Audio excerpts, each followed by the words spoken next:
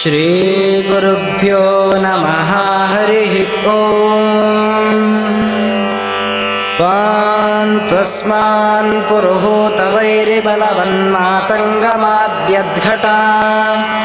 कुम्भोच्चाद्रिविपाटनाधिकपटुप्रत्येकवज्रायिताः श्रीमत्कण्ठीरवास्य प्रददसुनखरातारितारातिदूरप्रध्वस्तध्वान्तशान्तप्रविततमनसा भाविता भूरिभागैः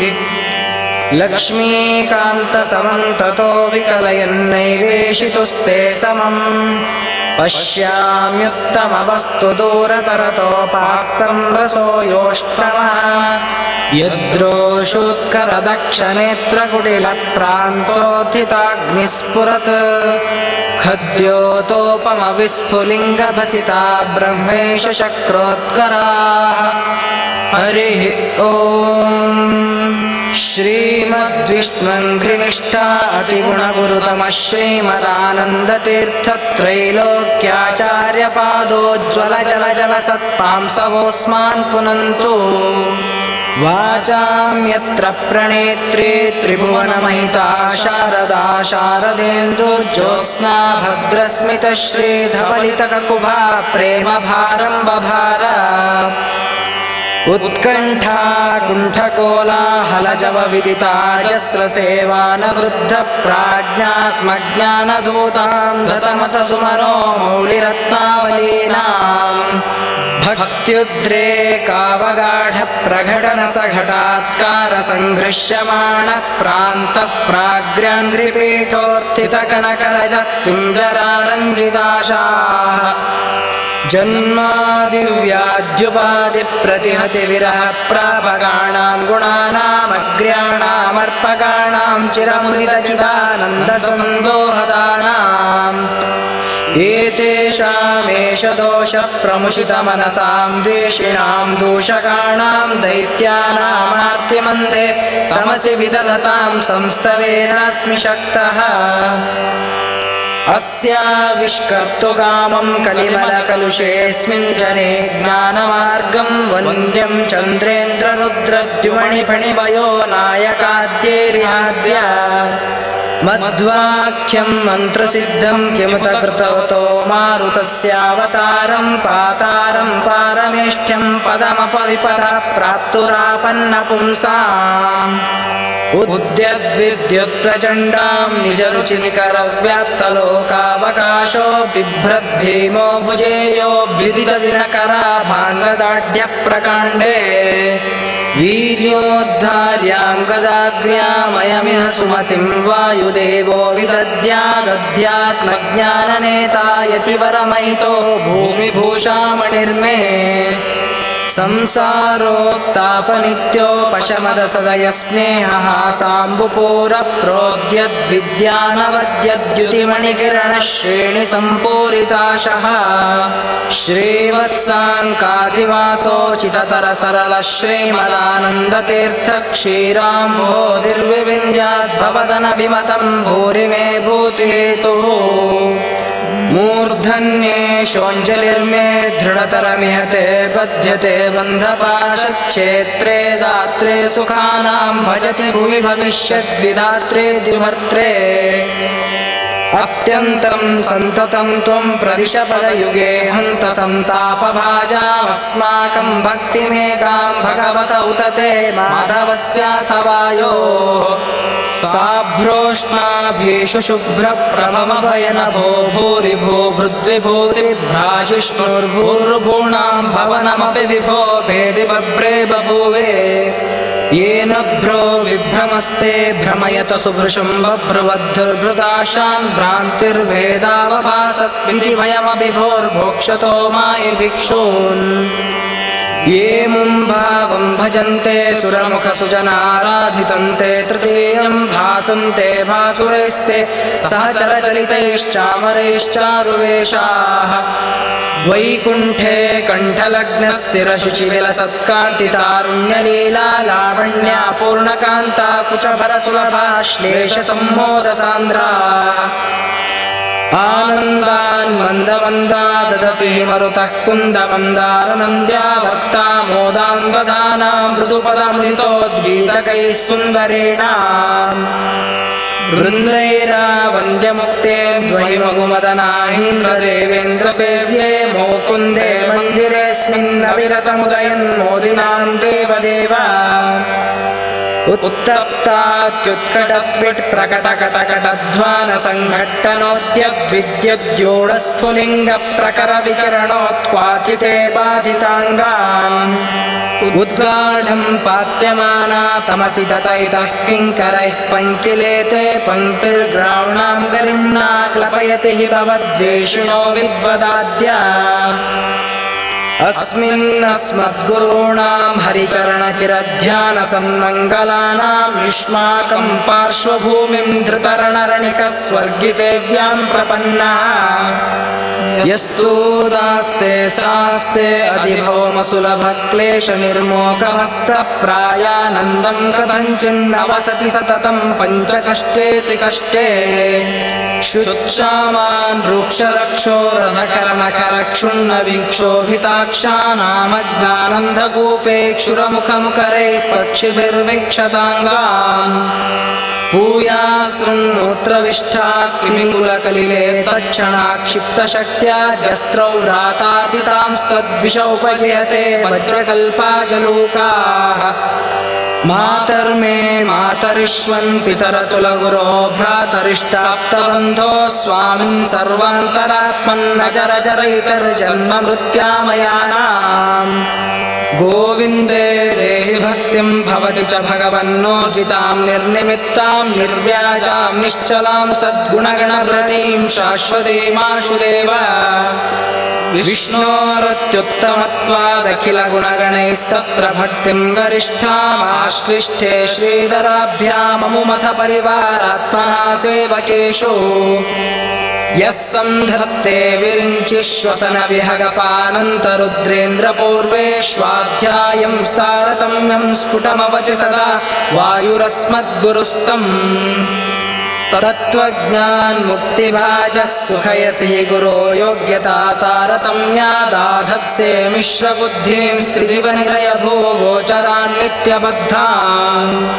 तामिस्रान्तादिकाख्ये तमसि सुबहुलं दुःखयस्यन्यथा ज्ञान् विष्णोराज्ञाभिरित्थं श्रुतिशतमितिहासादिचाकर्णयामः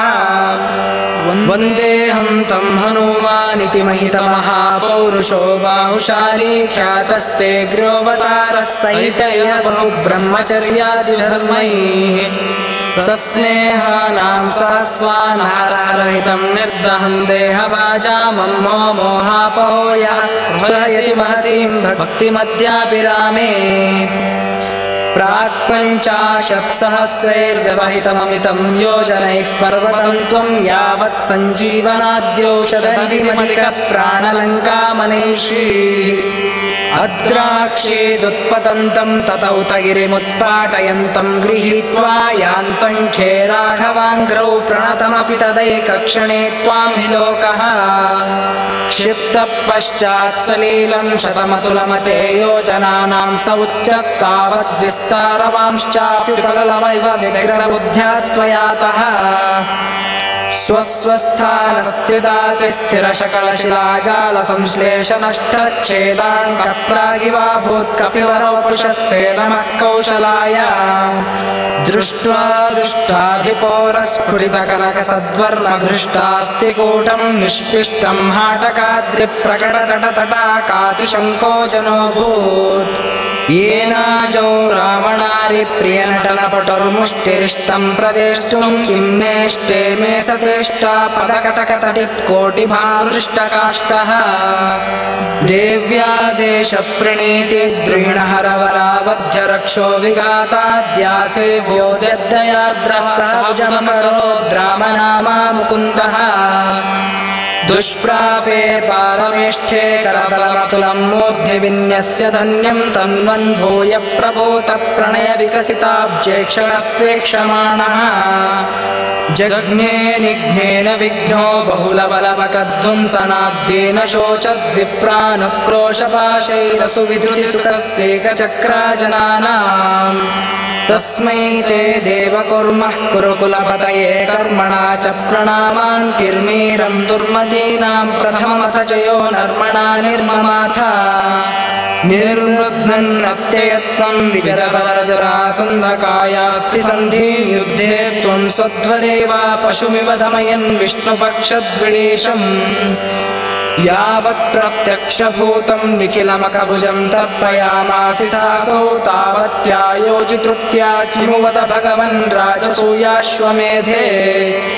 श्वेलाक्षीनाट्टहासं तवर्णमरिहन्नुद्गदोद्दामबाहो बाह्वक्षोहिण्यनेकक्षपणसुनिपुणं यस्य सर्वोत्तमस्य शुश्रूषार्थं चकर्थ स्वयमयमथ संवक्तुमानन्दतीर्थः श्रीमन्नामन् समर्थस्तोऽपि वयोः पादपद्मं प्रपद्ये दृश्यन्तीं हृद्रुहं मां धृतमनिलबलाद्रावयन्तीमविद्यानिद्रां विद्राव्यसद्यो रचनपटुमथा पाद्यविद्यासमुद्र वाग्देवी सा सुविद्या द्रविणदविदिता द्रौपदी रुद्रपत्न्याद्युद्युक्ताग्रागभद्राद्रहयतु दयिता पूर्वभीमाग्नया ते याभ्यां शुश्रूषुरासीः कुरुकुलजनने क्षत्रविप्रोदिताभ्यां ब्रह्मभ्यां ब्रह्मिताभ्यां चितिसुखवपुषा कृष्णनामास्पदाभ्यां निर्भेदाभ्यां विशेषाद्विवचनविषयाभ्यामुभाभ्यामुभ्यां तुभ्यं चक्षेमदेभ्यः सरसिजविलसल्लोचनेभ्यो नमोऽस्तु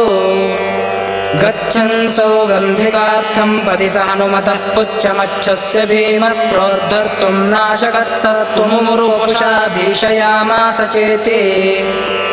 पूर्णज्ञानोजसोस्ते गुरुतमोपुषो श्रीमदानन्दतीर्थक्रीडामात्रं तदेतत्प्रमदतसुधियां मोहकद्वेषभाजाम् बह्वीकोटेरटेककुटिलकटुमतीनुत्कटाटोपकोपान्ध्राक्षत्वं सत्वरत्वाच्चरणदगदया पोथयामास थारीम् उन्मथ्या तथ्यमिथ्या त्ववचनवचनानुत्पतस्थांस्तथान्यान् प्रायच्छस्वप्रियायै प्रियतमकुसुमं प्राणतस्मै नमस्ते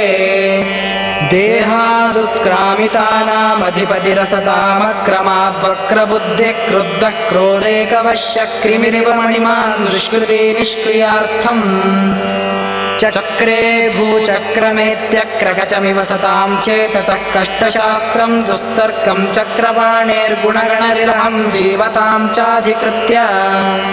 तद्दुष्प्रेक्षानुसारात् कतिपयपुनरैरादृतो नैर्विसृष्टो ब्रह्माहं निर्गुणोऽहं विततमिदमिति केशपाषण्डवादः तद्युक्त्या भासजालप्रसरविशतरोद्दाहदक्षप्रमाणज्वालामालाधराग्निः पवनविजयते देवतारस्तृतीयः आक्रोशन्तो निराशा भयभरविवशस्वाशयाश्चिन्नदर्पा वाशन्तो देशनाशस्थितिबत कुदियां नाशमाशादशाशु धावन्तो श्वेलश्वेला वितथशपथशापा शिवा शान्तशौर्यास्त्वद्व्याख्या सिंहनादे सपदि गदृशिरे मायिगो मायवस्ते त्रिष्वप्येवावतारेश्वरिभिरपगृणं हिंसितो निर्विकारः सर्वज्ञः सर्वशक्तिः सकलगुणगणा पूर्णरूपप्रगल्भः स्वच्छः स्वच्छन्दमृत्युः सुखयसि सुजलं देवकिं चित्रमत्र त्राता यस्य त्रिधामा जगदुतवशगं किङ्करा शङ्कराद्याः उद्यन्मन्दस्मितश्री मृदुमधुमधुरालापपीयूषधारा पूरासे कोपशान्ता सुखसुजनमनोलोचना पीयमानम् संद्रक्षे सुन्दरं संदुहदिह महदानन्दमानन्दतीर्थः श्रीमद्भक्तेन्द्रबिम्बं दुरितं नित्यदाहं कदा नो प्राचीना चीर्णपुण्यो च चतुरतराचारतश्चारुचित्तानत्युच्चां रोचयन्तीं श्रुतिचितवचना श्रावकांश्चोद्यजुञ्चो